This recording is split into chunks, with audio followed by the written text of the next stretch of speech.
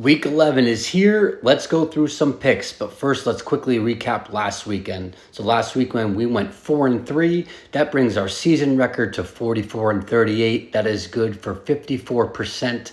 So we are still above 500, and we're going to look to keep it rolling this weekend. Let's start with one of the biggest games of the weekend. We have Georgia heading to Ole Miss, and Georgia is a 2.5-point favorite. I like Georgia in this spot. Now, Carson Beck and Georgia have been pretty shaky recently. Carson Beck has been really unreliable, and you can't really trust him with throwing so many picks and putting Georgia in pretty vulnerable spots. And Ole Miss has a defense that can really take advantage, really cause those interceptions, and an offense that can take advantage of those turnovers. But I still like Georgia minus 2.5 here. Lane Kiffin's going to have to prove it to me that he can go win these big games against a juggernaut of the sport. So give me Georgia on the road minus 2.5. Expect it to be a good game though. All right, we got Friday night ball here. Iowa's heading across the country. They're going to play UCLA. Now, UCLA has been playing better ball recently, but so has Iowa. And I think they have really figured out their mojo now on offense now, switching from Cade McNamara to Brendan Sullivan. They hung up a 40 burger last week. I expect them to put up a decent amount of points against this UCLA defense as well. So give me Iowa minus 6 on the road for Friday night. All right, now let's head to the ACC. We got Cuse and BC. This is a tight spread here. Syracuse +2.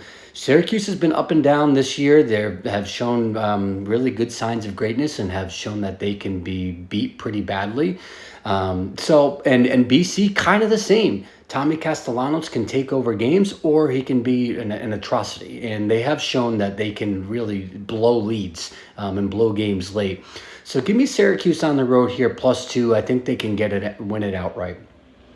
All right, now we'll head to the Big 12, where we got Iowa State and Kansas lining up.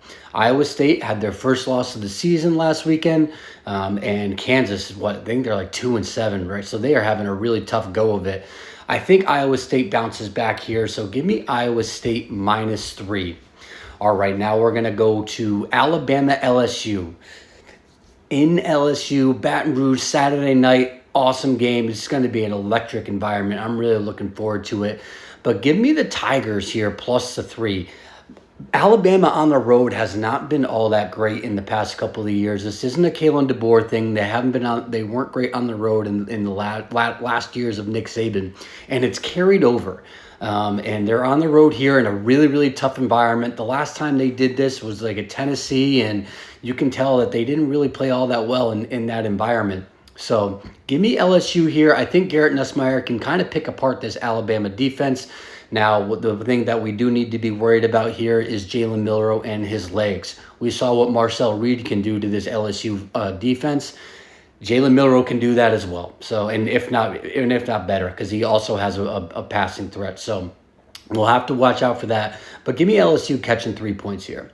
Now we'll move to Miami, Georgia Tech. Man, Miami, every weekend, if you're betting Miami, you got to just hold on tight, because those games are going back and forth like a ping pong match.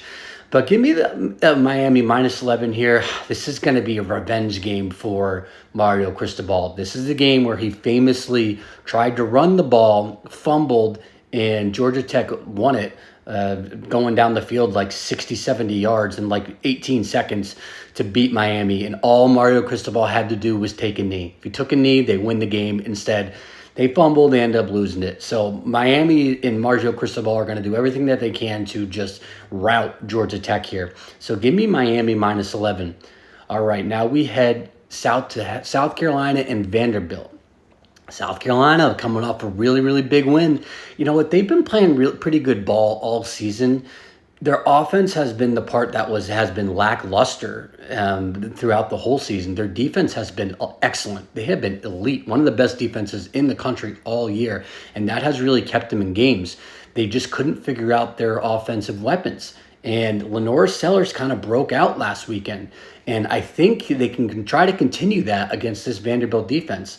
Now, Vanderbilt has been pretty good this year, and Diego Pavia is the real deal. But I do like South Carolina kind of, figuring themselves out right now. And I'm not sure what their Vanderbilt offense will be able to do against this South Carolina defense. So give me South Carolina -4.5. Keep the train rolling. All right. Lastly, Virginia +7.5 versus Pitt this weekend. Pitt took their first loss last week in a blowout loss to SMU. They have been looking good, but I think they have also caught in a little bit of luck here. And I think Anthony Calandria can get after this Pitt defense a little bit. So give me Virginia +7.5 in a night game. All right, that's all I got for picks this weekend. Let's make some money. Follow Big Body Ball CFB on all socials.